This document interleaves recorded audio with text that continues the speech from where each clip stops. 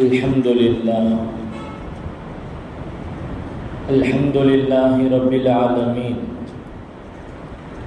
صلاة وتسليم على أحمد المجتبى محمد المصطفى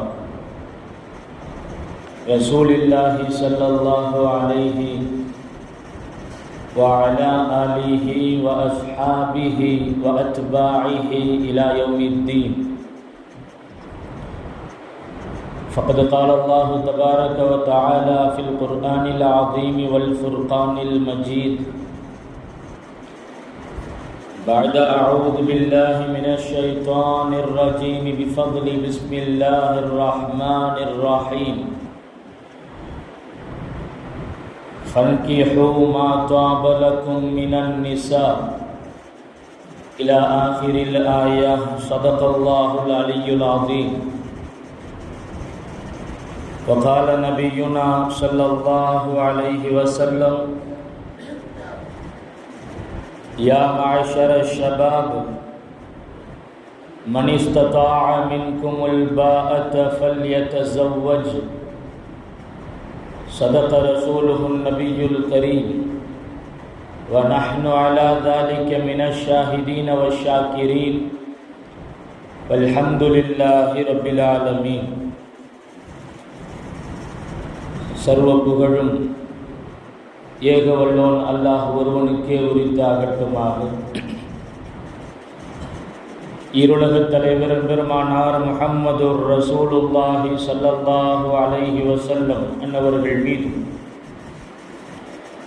அன்னவர்களின் வழி வாழ்ந்த உத்தம சத்திய சஹாபாக்கள், தாபிஈன்கள், தபஉத் தாபிஈன்கள், நாதாக்கள், சுஹதாக்கள், நல்லவர்கள், குறிப்பாக நம்மவர்கள் மீதும் நம்மை நேசிக்கின்றவர்கள் மீதும் நாம் நேசிக்கின்றவர்கள் மீதும் அல்லாஹ்வின் வற்றா கருணை என்றென்றும் குன்றாமல் நின்று நிலவட்டுமாகுக. ஆமீன் ஆமீன் யா ரப்பல் ஆலமீன். சங்கைக்கும்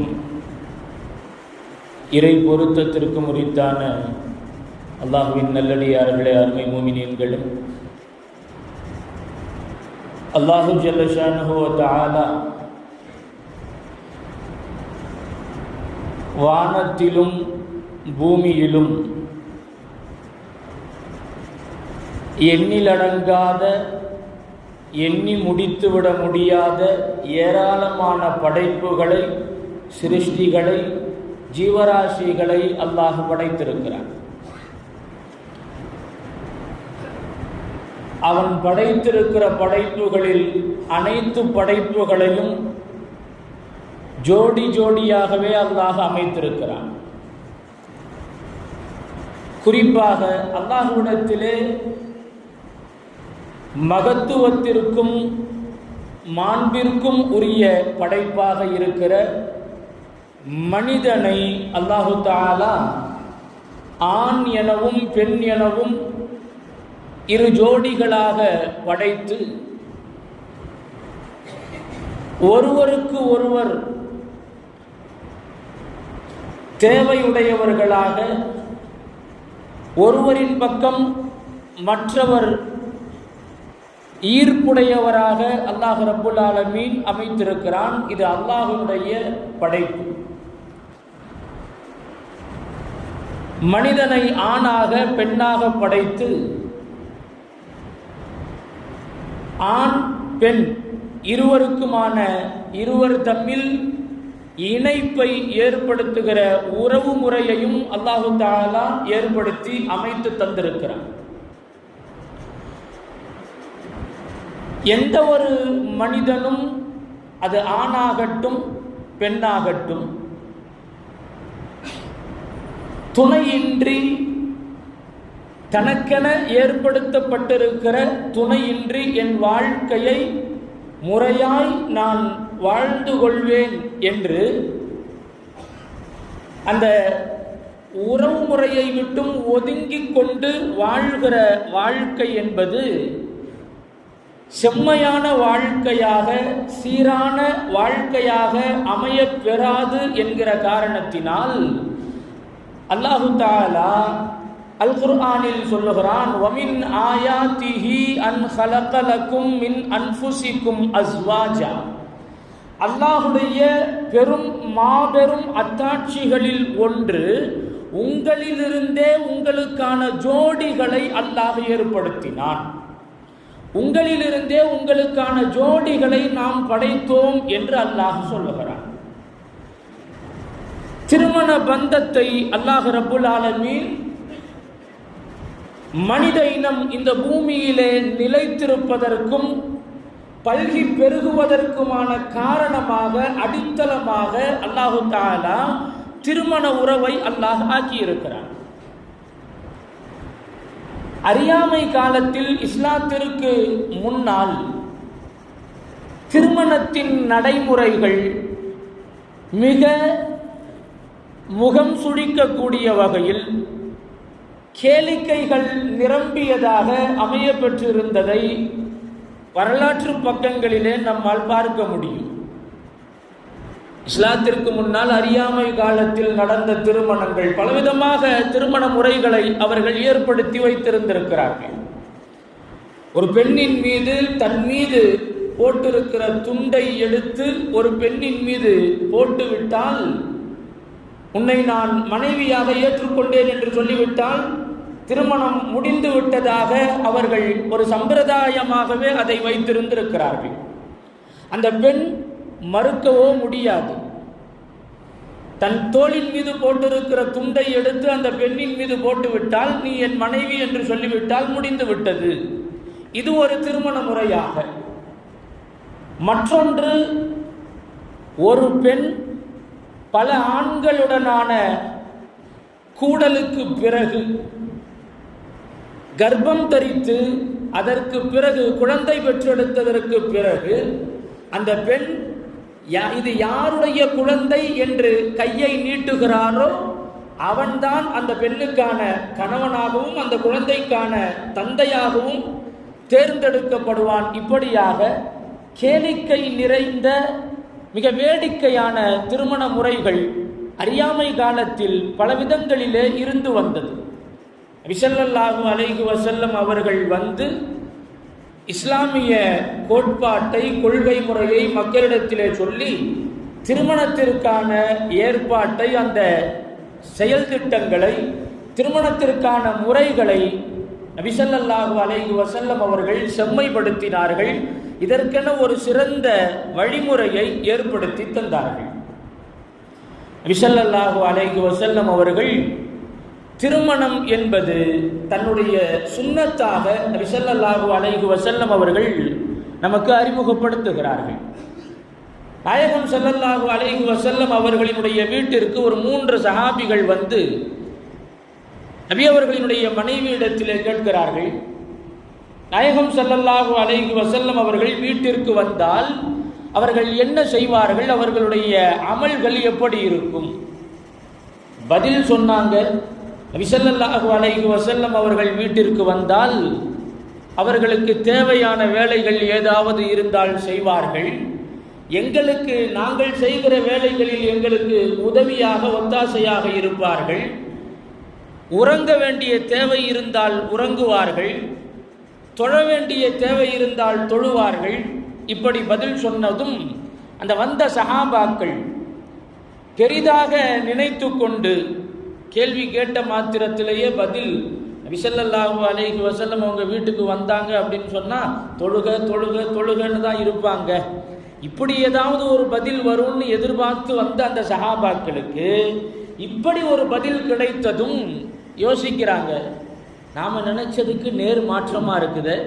நபி ஸல்லல்லாஹு அலைஹி வஸல்லம் வீட்டுக்கு வந்தாங்க அப்படின்னா ஒரே தொழுகையிலையும் திக்ர்லையும் திலாவத்துல் குர்ஆன் இப்படி அமல்களை செய்து கொண்டே இருப்பார்கள் என்று நினைத்தால் இப்படியான பதிலை சொல்றாங்களே என்று யோசித்து அவர்கள் தங்களுக்குள்ளாக ஒரு முடிவெடுத்து கொண்டார்கள். நபி ஸல்லல்லாஹு அலைஹி வஸல்லம் அவர்கள் அல்லாஹ்வுடைய தூதர், அல்லாஹ்வுடைய நெருக்கத்தை பெற்றவர்கள். அவர்கள் அதிகமாக தன்னை வருத்தி கொண்டு அமல் செய்ய வேண்டும் என்கிற தேவை அவர்களுக்கு இல்லை. ஆனால் நாம் சாமானிய மனிதர்கள், நாம் அல்லாஹ்வை நெருங்க வேண்டும் என்றால் இதைவிட மிக பலமாக நம்மை வருத்தி கொண்டு நாம் அமல்களிலே ஈடுபட வேண்டும், அப்பத்தான் அல்லாஹுவை நெருங்க முடியும் என்று தங்களுக்கு தாங்களாகவே ஒரு முடிவை எடுத்துக் கொள்ளுகிறார்கள். ஒரு சஹாபி சொன்னாங்க, நான் இனிமேல் இரவிலே உறங்கப் போவதே கிடையாது, நின்று வணங்கி கொண்டே இருப்பேன். இன்னொரு சஹாபி சொன்னாங்க, இனிமேல் நான் நோன்பு வச்சுக்கிட்டே இருப்பேன், ஒரு நாள் கூட நோன்பை விட மாட்டேன். இன்னொரு சஹாபி சொன்னாங்க, இனிமே என்னுடைய வாழ்க்கையில் நிக்காஹ் திருமணத்திற்கு இடமே கிடையாது, நான் அல்லாஹுவை அடைவதுதான் என்னுடைய லட்சியம் என்று 3 பேரும் ஒவ்வொருவரும் ஒவ்வொரு முடிவை எடுத்து அங்கிருந்து புறப்பட்டார்கள். நபி அவர்கள் வீட்டிற்கு வந்ததும் இந்த செய்தியை பெருமானாரிடத்திலே சொல்லப்பட்டது. அந்த 3 சஹாபாக்களையும் அழைத்து நபி ஸல்லல்லாஹு அலைஹி வஸல்லம் அவர்கள் சொன்னார்கள், உங்களில் அல்லாஹுவை அதிகம் அஞ்சக்கூடியவராக நான் இருக்கிறேன், உங்களை விட அல்லாஹுவை நான் அதிகம் அஞ்சுகிறேன், அல்லாஹுவிற்கு நான் அதிகம் பயப்படுகிறேன். அப்படி இருந்தும் கூட நான் இரவில் தேவையான நேரத்தில் உறங்குகிறேன், தேவையான நேரத்தில் வணங்குகிறேன். சில நாட்கள் நான் நோன்பு நோக்கிறேன், சில நாட்கள் நான் நோன்பை விடுகிறேன். நானும் மனைவிமார்களை நிக்காஹ் செய்திருக்கிறேன் என்று சொல்லிவிட்டு நபி ஸல்லல்லாஹு அலைஹி வஸல்லம் அவர்கள் அந்த சந்தர்ப்பத்தில் தான் சொன்னார்கள், ஃபமன் ரகிப அன் சுன்னதி ஃபலைஸ மின்னி. இந்த என்னுடைய வழிமுறையை யார் புறக்கணிப்பாரோ, இந்த வழிமுறையை யார் புறக்கணிப்பாரோ அவர் என்னை சார்ந்தவர் அல்ல என்று நபி ஸல்லல்லாஹு அலைஹி வஸல்லம் அவர்கள் சொன்னார்கள். காரணம், ஒரு சாமானிய மனிதனால் அல்லாஹ் ஏற்படுத்திய ஒரு தேவையை விட்டும் தன்னை ஒதுக்கிக் கொள்வது என்பது சாத்தியத்திற்கு அப்பாற்பட்டது. ஒரு ஆணுக்கு பெண் இந்த ஜோடி இணைய வேண்டும், இந்த தேவை என்பது அல்லாஹ் ஏற்படுத்தியது, சாதாரணமாக மனிதர்களாக ஏற்படுத்தி கொள்ளக்கூடிய தேவை அல்ல. அல்லாஹ் ஏற்படுத்திய ஒரு தேவையை விட்டும் தன்னை ஒதுக்கி கொண்டு தன் வாழ்க்கையை சீரான முறையில் அமைத்துக் கொள்வது என்பது சாத்தியத்திற்கு அப்பாற்பட்டது. எனவேதான் நபி ஸல்லல்லாஹு அலைஹி வஸல்லம் அவர்கள் திருமணத்தை வலியுறுத்தி சொன்னார்கள், வாலிபர்களுக்கு சொன்னார்கள், யா மாஷர ஷபாப் மன் இஸ்ததா மின்குமுல் பாஅத ஃபல்யதஸவ்வஜ். வாலிபர்களே, இளைஞர்களே, உங்களில் யார் திருமணத்திற்கான வசதி வாய்ப்புகளை பெற்றிருப்பீர்களோ அவர்கள் நிக்காஹ் செய்து கொள்ளட்டும். ஃபல்யதஸவ்வஜ். திருமணத்திற்கான வசதி வாய்ப்புகள் வாய்க்க பெற்றிருப்பின் அவர்கள் நிக்காஹ் செய்து கொள்ளட்டும். காரணம், அதுதான் அவர்களினுடைய கற்பை பேணிக் கொள்வதற்கு மிக ஏதுவானதாக இருக்கும் என்று நபி ஸல்லல்லாஹு அலைஹி வஸல்லம் அவர்கள் சொன்னார்கள். திருமணத்தினுடைய நோக்கமே தக்வாவுடைய வாழ்க்கையை மேற்கொள்ள வேண்டும் என்பதுதான் திருமணத்தினுடைய அடிப்படை நோக்கம். திருமணத்தை இஸ்லாம் வலியுறுத்துவதற்கான காரணம், ஒரு மனிதனுடைய வாழ்க்கை தக்வா நிறைந்ததாக, இறையச்சம் மிக்கதாக அமையப்பெற வேண்டுமேயானால் திருமணம் என்பது மிக அவசியமானதாக இருக்கிறது. எனவேதான் நிக்காஹுடைய மஜ்லிஸுகளிலே நாம் பார்க்கலாம், திருமணத்திற்காக வேண்டி ஓதப்படுகிற மஜ்லிஸில் ஓதப்படுகிற நிக்காஹ் ஹுத்பாவில் கூட 3 வசனங்களை அல்லது 2 வசனங்களை ஓதுவார்கள். எல்லா வசனங்களும் தக்வாவை பேசுகிற வசனங்களாகவே இருக்கும். யா அய்யுஹல்லதீன ஆமனு தக்குல்லாஹ், யா அய்யுஹன் நாஸு தகு ரப்பக்குமுல்லதீ ஹலகக்கும். தக்வாவை பேசக்கூடிய வசனங்களையே நிக்காஹுடைய மஜ்லிஸுகளிலே ஓதப்படுவதற்கு காரணம், நிக்காஹ் என்பது ஒரு மனிதனுடைய வாழ்க்கையை தக்வா நிறைந்த வாழ்க்கையாக மாற்றுவதற்குத்தான் நிக்காஹ் என்பதை இஸ்லாம் வலியுறுத்துகிறது, அவசியமாக்குகிறது. நபி ஸல்லல்லாஹு அலைஹி வஸல்லம் அவர்கள் சொன்னார்கள், வமன் லம் யஸ்தத்ய, யார் வாலிபர்களில் யார் திருமணத்திற்கான வசதி வாய்ப்புகளை பெறவில்லையோ ஃபஅலைஹி பிஸ்ஸௌம், அவர்கள் நோன்பு நோற்று கொள்ளட்டும். ஃபஇன்னஹு லஹு விஜாஉன், அது அவர்களை தீய வழியிலிருந்து பாதுகாக்கும் என்றார்கள் நபி ஸல்லல்லாஹு அலைஹி வஸல்லம் அவர்கள். ஆக நிக்காஹினுடைய நோக்கம் என்பது, நிக்காஹுடைய பந்தத்தில் இணைகிற மக்கள் தங்களுடைய வாழ்க்கையை தக்வாவுடைய வாழ்க்கையாக அமைத்துக் கொள்ள வேண்டும். தீய பாதைகளிலே சென்று விடாமல் அல்லாஹ்விற்கு பொருத்தமான வழியில் தன்னுடைய வாழ்க்கையை அமைத்துக் கொள்ள வேண்டும் என்பதற்காகத்தான் மார்க்கத்தில் நபி ஸல்லல்லாஹு அலைஹி வஸல்லம் அவர்கள் நிக்காஹை இவ்வளவு வலியுறுத்தி அது என்னுடைய வழிமுறை என்று சொன்னார்கள். நபி ஸல்லல்லாஹு அலைஹி வஸல்லம் அவர்கள் சொல்லுவார்கள், 3 நபர்களை குறித்து பெருமானார் பேசுகிறார்கள். 3 பேர் சலாசத்துன் ஹக்குன் அலல்லாஹி அவுனுஹும், அவர்களுக்கு உதவி செய்வது என்பது அல்லாஹ்வின் மீது கடமையாக இருக்கிறது. 3 பேருக்கு உதவி செய்வதை அல்லாஹ் தன் மீது கடமையாக்கி கொண்டான் என்று நபி அவர்கள் சொல்லுவார்கள்.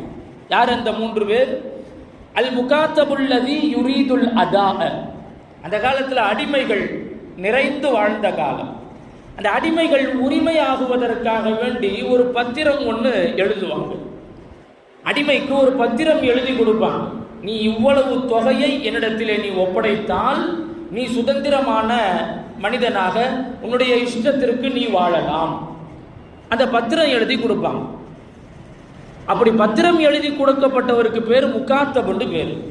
அந்த முகாத்தபு தன் எஜமானர் என்ன தொகையை நிர்ணயித்தாரோ அந்த தொகையை முறையாக கொடுக்க வேண்டும் என்று எந்த அடிமை நினைப்பாரோ அவருக்கு உதவி செய்வதை அல்லாஹ் தன் மீது கடமையாக்கி கொண்டான்.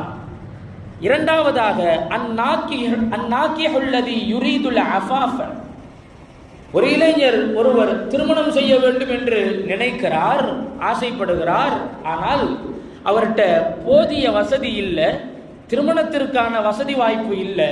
ஆனால் நிக்காஹ் செய்யணும்னு நினைக்கிறாரு. காரணம், அவர் கற்பொழுக்கம் பேணி வாழ வேண்டும் என்ற நோக்கத்தில் நிக்காஹ் செய்ய வேண்டும் என்று ஆசைப்படுகிறார்.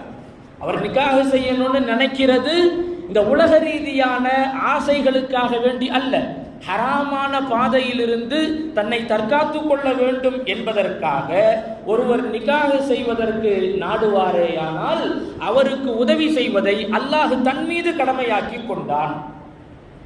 அப்படின்னா இந்த ஹதீஸிற்கு விளக்கம் தருகிற விளக்கமுறையாளர்கள் சொல்லுவார்கள், யார்கிட்டையாவது நிக்காஹுக்கான வசதி இல்லைன்னா கூட ஹராமை விட்டும் தன்னை பாதுகாத்து கொள்ள வேண்டும் என்ற நோக்கம் இருக்குமேயானால், அல்லாஹுவை பயந்து வாழ வேண்டும் என்கிற தூய்மையான நோக்கம் இருக்குமேயானால், நிக்காஹிற்காக வேண்டி கடன் பட்டாலும் கூட பரவாயில்லை, கொஞ்சம் கடன் வாங்கியாவது நிக்காஹ் செய்து கொண்டால் அந்த கடனை அடைப்பதற்கான வழிவகைகளை அல்லாஹ் ஏற்படுத்தி தருவான். காரணம், இவருடைய நோக்கம் ஹராமை விட்டும் நான் ஒதுங்கிக் கொள்ள வேண்டும், அல்லாஹ்விற்கு பொருத்தமான வாழ்க்கையை வாழ வேண்டும் என்பது அவருடைய நோக்கமாக இருக்குமேயானால் அவருக்கு உதவி செய்வதை அல்லாஹ் தன் மீது கடமையாக்கி கொண்டான் என்று நபி அவர்கள் சொல்லுகிறார்கள்.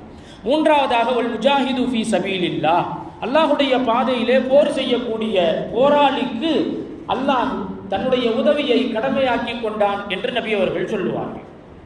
அது அன்பிற்கினியவர்களே, இஸ்லாத்தை பொறுத்தவரையில் நிக்காஹ் என்பது தக்வாவுடைய வாழ்க்கையை மேற்கொள்வதற்கான அடிப்படை காரணங்களில் ஒன்று. எனவேதான் நிக்காஹ் என்பது மிக கடினமானதாக, மக்களுக்கு நெருக்கடியானதாக ஆகிவிடக் கூடாது என்பதற்காகத்தான் நபி ஸல்லல்லாஹு அலைஹி வஸல்லம் அவர்கள் நமக்கு சொல்லித் தருகிறார்கள். மிக பரக்கத்தான நிக்காஹ் என்பது எந்த நிக்காஹிலே தேவையில்லாத செலவுகள் தவிர்க்கப்படுகிறதோ, தேவையில்லாத வீண்விரயமான செலவுகள் தவிர்க்கப்படுகிறதோ அந்த நிக்காஹ் பரக்கத்திற்குரிய நிக்காஹ் என்பதாக நபி ஸல்லல்லாஹு அலைஹி வஸல்லம் அவர்கள் சொல்லுவார்கள். இன்றைக்கு இளைஞர்களிடத்தில் இருக்கிற பரவலாக ஒரு சில இளைஞர்களிடத்தில் இருக்கிற ஒரு சிந்தனை, மகர் கொடுத்து நிக்காஹ் செய்ய வேண்டும் என்கிற எண்ணம் எல்லா இளைஞர்களிடத்திலேயும் அந்த விழிப்புணர்வு ஏற்பட்டு விட்டதை நம்மால் உணர முடிகிறது, பார்க்க முடிகிறது. இது உண்மையிலேயே வரவேற்கத்தக்க விஷயம். மகர் கொடுத்து நிக்காஹ் செய்ய வேண்டும், இன்றைக்கு எல்லா இளைஞர்களுமே அதில் மிகுந்த கவனத்தோடு இருக்கிறார்கள். ஆனால் இன்றைக்கு அதிக மகர் கொடுத்து நண்பர்களுக்கு மத்தியில், நட்பு வட்டங்களுக்கு மத்தியிலான உரையாடலில் நான் இவ்வளவு மகர் கொடுக்கணும், அதிகமான மகர் கொடுக்கணும், 5 பவுன் மகர் போடணும், 10 பவுன் மகர் போடணும், நிறைய மகர் கொடுக்கணும்னு எனக்கு ஆசை, நான் நிறைய மகர் கொடுத்து தான் நிக்காஹ் செய்வேன். இப்படியான சிந்தனை இளைஞர்களிடத்திலே சில நபர்களிடத்தில் பரவு வருவதை நாம் பார்க்க முடிகிறது. அதற்காக வேண்டி மெனக்கெடுவதும் அதற்காக வேண்டி நிறைய சிரமங்களை ஏற்றுக்கொள்வதையும் இளைஞர்கள் இன்றைக்கு தங்களுடைய சிந்தனைகளிலே ஏற்றிக் கொண்டிருக்கிறார்கள். அருமையானவர்களே, மகர் கொடுத்து நிக்காக செய்ய வேண்டும் என்பது மார்க்கம் சொல்லுகிற திருமண முறைகளில் அடிப்படையான அம்சம். அதே நேரம் மகரை அதிகமாக கொடுக்க வேண்டும் என்பது இஸ்லாம் எந்த சூழலிலும் அதை வலியுறுத்தவில்லை. நிறைய மகர் கொடுக்கணும், அதிகமாக மகர் கொடுக்கணும், இஸ்லாம் இதை சொல்லவில்லை. நபி ஸல்லல்லாஹு அலைஹி வஸல்லம் அவர்கள் மகராக கொடுத்தது, நபி அவர்கள் தங்களுடைய மனைவிமார்களுக்கு 500 திர்ஹம். நபி ஸல்லல்லாஹு அலைஹி வஸல்லம் அவர்கள் அதிகமாக கொடுத்த மகர் என்பது 500 திர்ஹம். 500 திர்ஹம் அப்படிங்கிறது வெள்ளியினுடைய மதிப்புக்கு சுமார் 1.5 கிலோ வெள்ளி. 1.5 கிலோ வெள்ளிக்கு நிகராக 500 திர்ஹத்தை மகராக கொடுத்திருக்கிறாங்க. அந்த காலத்தில் வெள்ளியும் சரி தங்கமும் சரி மதிப்பு மிக்கதாக இருந்தாலும் இந்த இரண்டுக்கும் மத்தியில் ஒரு பெரிய வித்தியாசம், அதிகமான வித்தியாசம் இல்லை. 1.5 கிலோ வெள்ளியை கொடுத்தா 26.5 பவுன் தங்கத்தை வாங்க முடியும். அப்போ அந்த காலத்தில் 1.5 கிலோ வெள்ளியை கொடுத்தால் 26.5 பவுன் தங்கத்தை வாங்க முடியும். ஆனால் இந்த காலத்தில் 1.5 கிலோ வெள்ளிக்கான மதிப்பு சுமார் 1,33,000 சொச்சம். அதை நாம் கொடுத்தோம் அப்படின்னா அதற்கு பகரமாக தங்கம் ஒரு 2.5 பவுன் வாங்கலாம். 1.5 கிலோ வெள்ளிக்கு நிகரான இன்றைய மதிப்பு அப்படிங்கிறது ஒரு 2.5 பவுன் தங்கத்தை நம்மால் வாங்க முடியும். நான் அதே போன்று நான் மகர் கொடுக்கிறேன் அப்படின்னா இன்றைக்கு அது சாத்தியம் அல்ல. அருமையானவர்களே, மகர் என்பது பெண்களுக்கு கொடுத்து மணமுடிக்க வேண்டும். ஆத்துன் நிசா சதுகாத்திஹின்ன நிஹ்லா, மனமுவந்து மகர் கொடுத்து நீங்கள் நிக்காக செய்யுங்கள் அல்லாஹ் சொல்லுகிறான். அதே நேரம் அந்த மகரை அதிகமாக கொடுக்க வேண்டும், அதற்காக வேண்டி நிறைய சிரமம் எடுத்துக் கொள்வது, இதை மார்க்கம் எந்த இடத்திலும் வலியுறுத்தவில்லை.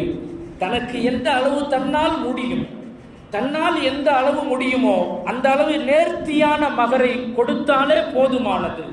வசதி வாய்ப்பு இருக்கும் பட்சத்தில் வசதிக்கு தக்கவாறு, அதே நேரத்தில் வசதி இருந்தாலும் கூட அளவுக்கு அதிகமாக மகரை கொடுக்க வேண்டும் என்பதையும் மார்க்கம் சொல்லவில்லை. இது விஷயத்திலும் நாம் மிகுந்த கவனத்தோடு இருக்க வேண்டும். அன்பிற்கினியவர்களே, இஸ்லாம் சொல்லுகிற திருமண முறை என்பது உலகத்தில் எங்கும் பார்க்க முடியாத ஆகச்சிறந்த வழிமுறையை இஸ்லாம் நமக்கு போதித்து தந்திருக்கிறது. மிக மோசமான வழிமுறைகளை எல்லாம், நடைமுறைகளை எல்லாம் நொறுக்கி இல்லாமல் ஆக்கிவிட்டு ஆக தூய்மையான மிகச்சிறந்த முறையில் நிக்காகை திருமணத்தை நடத்துவதற்கான வழிமுறைகளை நபி ஸல்லல்லாஹு அலைஹி வஸல்லம் அவர்கள் நமக்கு முழுமையாய் கற்றுத் தந்திருக்கிறார்கள். வல்ல ரஹ்மான் அல்லாஹு தஆலா நபி ஸல்லல்லாஹு அலைஹி வஸல்லம் அவர்கள் கற்றுத்தந்த அந்த முறைகளை பேணி நிக்காஹ் என்கிற சுன்னத்தை கடைபிடிக்கிற பாக்கியத்தை வல்ல ரஹ்மான் அல்லாஹு தஆலா நம்முடைய இந்த உம்மத்திற்கு அல்லாஹ் தந்தருள் புரிவானாக. தேவையில்லாத காரியங்களை விட்டும் அல்லாஹ் ரப்புல் ஆலமீன் நம்மை பாதுகாத்து அருள் புரிவானாக. ஹராமான வாழ்க்கையை விட்டும் அல்லாஹ் நம்மை பாதுகாத்து அவனுக்கு பொருத்தமான வாழ்க்கையை வாழக்கூடிய நன்மக்களாக அல்லாஹ் நம்மையும் நம்முடைய சந்ததிகளையும் வல்ல ரஹ்மான் ஆக்கி அருள்வானாக. பிஹக்கி சய்யிதினா முஹம்மதின் ஸல்லல்லாஹு அலைஹி வஸல்லம் வ ஆகிரு தஅவானா அனில் ஹம்துலில்லாஹி ரப்பில் ஆலமீன். அஸ்ஸலாமு அலைக்கும் வ ரஹ்மத்துல்லாஹி வ பரகாத்துஹு.